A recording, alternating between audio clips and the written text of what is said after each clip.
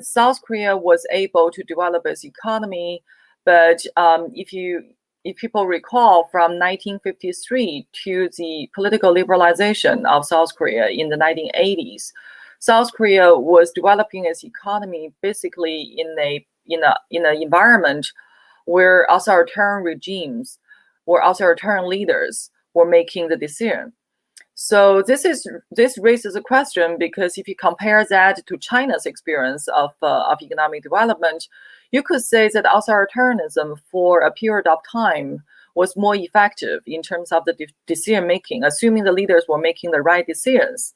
Then the authoritarian regimes were able to implement those decisions in a much more effective manner without the interruption of democratic processes, and also without the benefits of the democratic processes. But what South Korea has shown us is that after the national economy achieves a certain level of development, political liberalization was going to follow.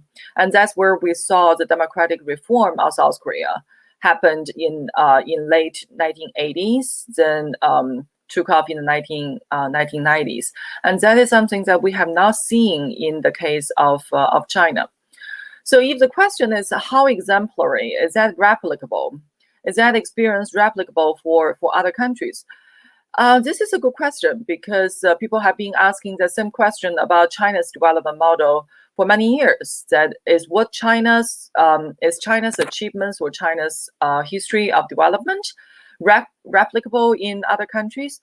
And so far, we haven't seen a very successful example of that. We know that South Korean government has tried the Southeast Asian governments to learn from the South Korean model. And the Chinese have also done the same thing, trying to, through capacity building projects and training programs, try to convince other less developed countries to adopt the China model of economic development.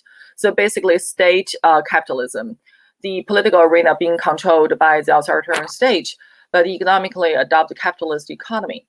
So far, we haven't seen a particularly successful student of that model.